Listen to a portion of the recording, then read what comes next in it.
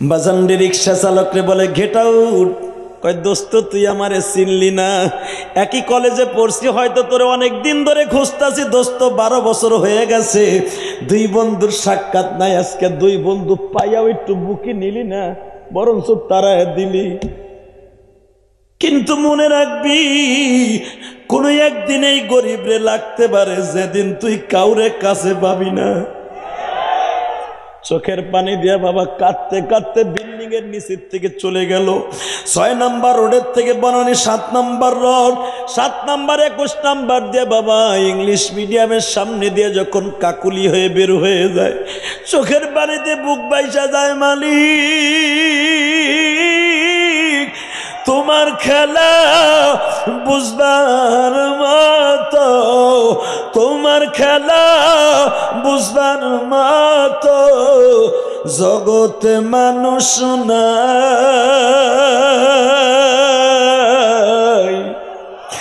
তুমি রাখো 5 তলাতে কেহ গাছতলা। এই গান গাইতে গাইতে রিক্সার প্যাডেল মারতে মারতে চলে যায় রে বন্ধু। এ সিরাজগঞ্জের বাইরা বাস্তব ঘটনা, বেশি দিন যায় নাই, মাত্র 6 থেকে 7 মাস পরে শীতের মৌসুম চলে আসলো। ও বাজার ওই 21 নম্বর রোড দিয়ে যখন বন্ধু কুয়াশার মধ্যে রিক্সা চালাইতেছে, হঠাৎ করে ইংলিশ মিডিয়ামে 7 বছরের মাইয়াটা পড়ে, ডিস্ট্রিক্ট বন্ধু মেয়েটারে লইয়া বাবা যাইতেছে ইংলিশ মিডিয়াম স্কুলে। কিন্তু কুয়াশার মধ্যে টেরাকে দেখে নাই, তার পাজারু গাড়ির এমন জোরে ধাক্কা দিছে, মেয়েটা সিটকে যে আইল্যান্ডের সাথে বাড়ি খাইয়া মাথাটা ফেটে বাবা রক্তগুলো ঝরতেছে। বন্ধু স্টার্টিং এর উপরে বেহুশ হয়ে পড়িয়া রইছে, কুয়াশার মধ্যে কেউ ধরে না। ওই বন্ধু রিক্সা চালাইতে চালাইতে ওখানে উপস্থিত, বন্ধুরে দেখেই তো চিনে ফেলছে, এক হাত দিয়া বন্ধুরে কোলে নিছে, আর এক হাত দিয়া মেয়েটারে কোলে নিছে, নিজের রিক্সার মধ্যে উঠাইয়া হসপিটালে ভর্তি করছে। মেয়েটার ইমার্জেন্সি রক্ত লাগবে। আল্লাহর খেলা বুঝবার মতো কেউ নাই রে বাবা, কার রক্ত কখন কার শরীরে লাগে কেউ জানে না। ঠিক আছে, এবার চোখের পানি ফেলাইয়া কানবা। যখনই বলছে ডাক্তার সাহেব জিজ্ঞেস করছে, ডাক্তার সাহেব আমার মেয়ের রক্ত কে দিছে? স্যার আপনি একজন দামি মানুষ, রক্ত ছিল না আমাদের এখানে, একটা রিক্সা চালক আপনাদেরকে নিয়ে আসছে, ওনার মাথায় এখনো গামছা বাঁধা আছে, আপনার মেয়ের রক্ত ওনার গামছার মধ্যে। কে কে কে কে কে? রিসিপশনে আছে স্যার। এখন কানবেন। কে কইছে আল্লাহ আপনারা মাফ করবে না যুবক? এই দাদা ভাই কি কইছে? আমার আল্লাহর খেলা বুঝবার মতো কেউ নাই। কথা কও না কেন? ডাক দেন তো স্যার। ডাক দিয়ে আনছে, আরে তুই ফারুক না?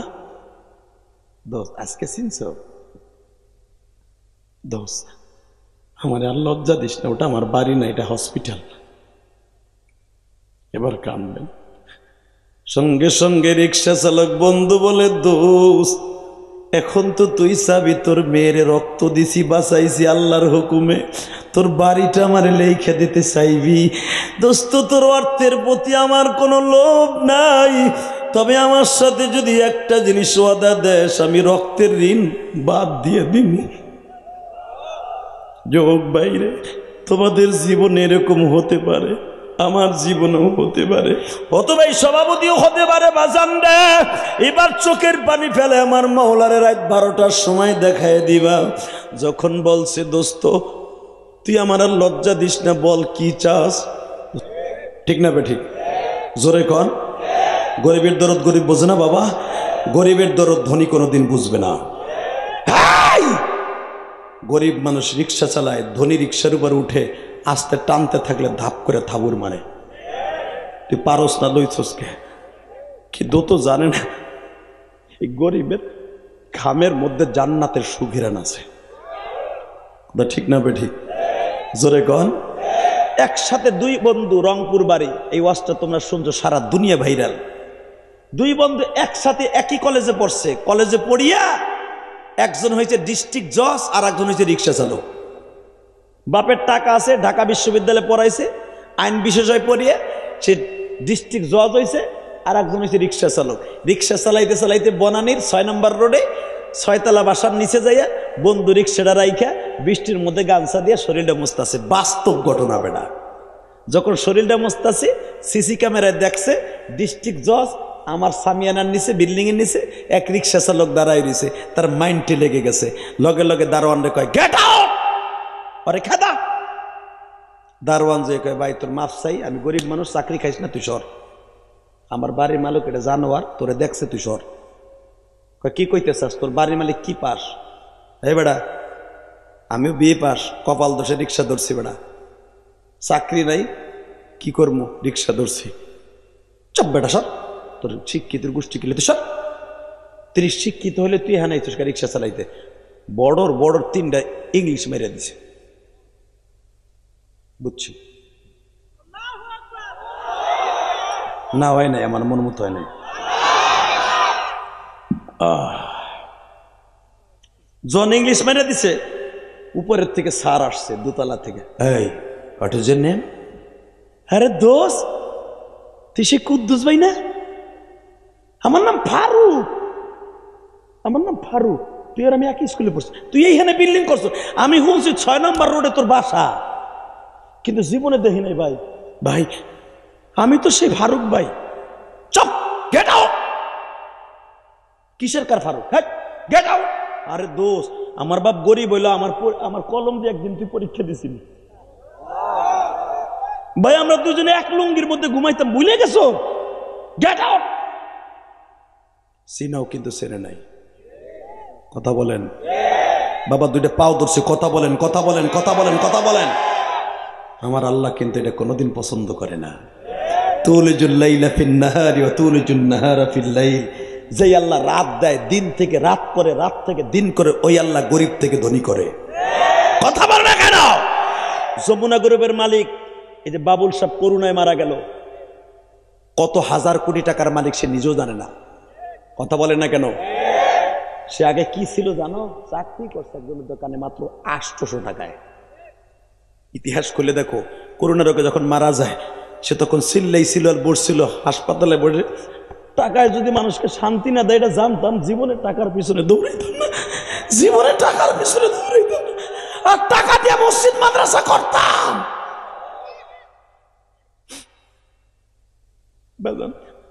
টাকা লাগবে না এটা আমি বলবো না, টাকা সবাই লাগবে, কিন্তু টাকাগুলা যা লাগবে কিছু নিজে লাগাইয়েন আর কিছু আল্লাহ রাস্তা খরচ করেন। এই যে আপনার বন্ধু ইলিয়াস রহমান জিহাদি, এই যে মিডিয়ারে জিগান যেগুলো ঢাকার থেকে আসছে, বানানো কথা বললে আপনার জুতা আমার গাল। 4 কোটি টাকা খরচ করে মসজিদ বানাইছে ঢাকা কেরানীগঞ্জ হুজুর। তোমরা ইউটিউবে জানো, সারা দুনিয়া ভাইরাল। তোরা দুজন যাইস না, দেখ শোন, যাইস না, হুন, তোরা দুটা যাইস না, ওই দুজনে ধরে রাখতে ভাই, ধর ধর দে, যাতা দে, ওরে বসা। ঠিক আছে, তোকে দুজনের লাগে আমি খাস করে দোয়া করবো আজকে, আল্লাহ ওরা দুজন যদি যায় রাস্তা দিয়ে গাড়ি চলবো। যাবে না ইনশাল্লাহ বলেন? আল্লাহ ওরা আমার কথা রাখছে, ওর কথা তুমি রাখো আল্লাহ। আল্লাহর বাবা মাকে মাফ করে দিও।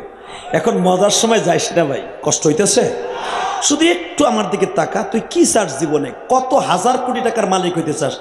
800 টাকার একজন বেতন ভক্ত লোক যদি বাংলাদেশের ভিতরে শ্রেষ্ঠ ধনীদের মধ্যে একজন হইতে পারে, তুই পারবি না কেন? কথা কর না কেন? চাওয়ার মতো চাইতে হবে, তবে ওই ধনী হইতে চাই না যেই ধনীর টাকা মসজিদ মাদ্রাসা কবরস্থানে লাগে না, ওই ধনী হইতে চাই না। কষ্ট হয়।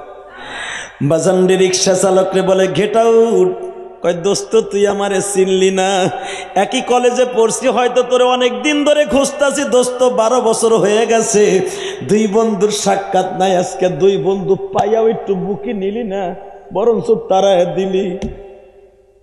কিন্তু মনে রাখবি কোনো একদিন এই গরিবরে লাগতে পারে যেদিন তুই কাউরে কাছে পাবি না। চোখের পানি দিয়া বাবা কাঁদতে কাঁদতে বিল্ডিং এর নিচের থেকে চলে গেল। 6 নম্বর রোডের থেকে বনানী 7 নম্বর রোড, 7 নম্বর 21 নম্বর দিয়ে বাবা ইংলিশ মিডিয়ামের সামনে দিয়ে যখন কাকুলি হয়ে বের হয়ে যায়, চোখের পানিতে বুক বাইসা যায়। মালিক তোমার খেলা বুঝবার মতো, তোমার খেলা বুঝবার মতো জগতে মানুষ নাই।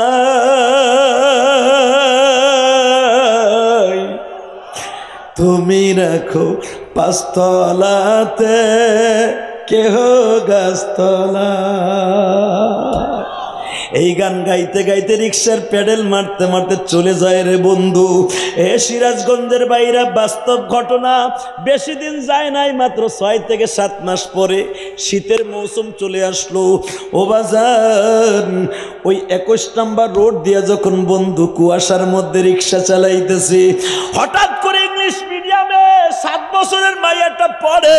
ডিস্ট্রিক্ট বন্ধু মেয়েটারে লইয়া বাবা যাইতেছি ইংলিশ মিডিয়াম স্কুলে, কিন্তু কুয়াশার মধ্যে টেরাকে দেখে নাই, তার পাজারু গাড়ির এমন জোরে ধাক্কা দিছে, মেয়েটা সিটকে যে আইল্যান্ডের সাথে বাড়ি খাইয়া মাথাটা ফেটে বাবা রক্তগুলো ঝরতেছে।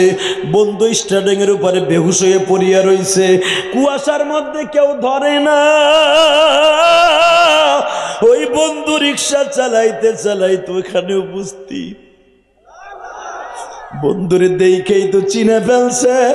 এক হাত দিয়া বন্ধুরে কোলে নিছে, আর এক হাত দিয়া মেয়েটারে কোলে নিছে।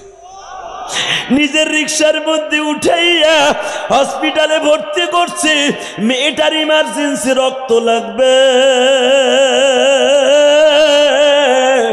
আল্লাহর খেলা বুঝবার মতো কেউ নাই রে বাবা। কার রক্ত কখন কার শরীরে লাগে কেউ জানে না। ঠিক না বেঠিক? জোরে কর, আরো জোরে। বাবা বাবা, আমার ওয়াইফের এক সময় যে কোনো একটা কারণে অপারেশনে রক্ত মিলাইতে পারি না। হঠাৎ করে একটা তাল বেলেন কোথা তেজে নাইছে, হুজুর আমার রক্ত দেখেন তো। রক্ত পরীক্ষা করে দেখি ওর রক্তের সাথে মিল আছে। ওর কথাটা আমি কোনোদিন ভুলবো না। রক্তটা দিলাম, তখন আমি আমার মাওলার শুকর আদায় করলাম, মালিক রে তুমি কার ভিতরে কার রক্ত ফিট কেন রাখছে কেউ জানে না। কোন ঠিক না ঠিক? যুবক ভাইরা, রিক্সা চালকের রক্ত ডিস্ট্রিক্ট জজের ভাইয়ার শরীরে। বাজান এবার চোখের পানি ফেলাইয়া কানবা যখনই বলছে। ডাক্তার সাহেব জিজ্ঞেস করছে, ডাক্তার সাহেব আমার মেয়ের রক্ত কে দিছে? স্যার আপনি একজন দামি মানুষ, রক্ত ছিল না আমাদের এখানে। একটা রিক্সা চালক আপনাদেরকে নিয়ে আসছে, ওনার মাথায় এখনো গামছা বাঁধা আছে, আপনার মেয়ের রক্ত ওনার গামছার মধ্যে। কে কে কে কে কে? রিসিপশনে আছে স্যার। এখন কানবেন। কে কইছে আল্লাহ আপনারা মাফ করবে না যুবক? এই দাদা ভাই কি কইছে? আমার আল্লাহর খেলা বুঝবার মতো কেউ নাই। কথা কও না কেন? ডাক দেন তো স্যার। ডাক দিয়ে আনছে। আরে তুই ফারুক না? দোস্ত আজকে চিনছ? দোস্ত আমার আর লজ্জা দিস না, ওটা আমার বাড়ি না, এটা হসপিটাল। এবার কানবেন। সঙ্গে সঙ্গে রিক্সা চালক বন্ধু বলে, দোস্ত এখন তো তুই চাবি, তোর মেয়ের রক্ত দিছি, বাঁচাইছি আল্লাহর হুকুমে, তোর বাড়িটা আমার লেখা দিতে চাইবি। দোস্ত তোর অর্থের প্রতি আমার কোনো লোভ নাই, তবে আমার সাথে যদি একটা জিনিস ওয়াদা দেশ, আমি রক্তের ঋণ বাদ দিয়ে দিব। যুবক বাইরে, তোমাদের জীবনে এরকম হতে পারে, আমার জীবনেও হতে পারে। এই সভাপতি কি আপনি না? না না, এমনি সম্মেলনের সভাপতি আপনি না? মারহাবা। অথবা এই সভাপতিও হতে পারে বাজান রে। এবার চোখের পানি ফেলে আমার মাওলারে রাত 12টার সময় দেখায় দিবা। যখন বলছে, দোস্ত তুই আমার আর লজ্জা দিস না, বল কি চাস? দোস্ত দিবি? হ্যাঁ দিব। দিবি? দেব। দিবি? দেব দোস্ত। তাহলে দে, এই কাগজ একটা স্বাক্ষর দে। কোনোদিন কোনো গরিব যদি তোর এজলাসে কোনো মামলা লইয়া যায়, গরিবের বিপক্ষে কোনোদিন রায় দিস না। গরিবের টাকা নাই, কিন্তু গরিবের একটা মন আছে। গরিব টাকা দিয়ে লড়তে পারবে না, কিন্তু মন দিয়ে তোরে দোয়া দিতে পারবে, তোরে দোয়া দিতে পারবে দোস্ত, তোরে প্রাণ খুলে দোয়া দিতে পারবে। আল্লাহু আকবার সরে বলো, আল্লাহু আকবার সরে বলো। দোস্ত আল্লাহর কসম করে বললাম, আমি আর কোনোদিন কাউকে ঘৃণা করবো না।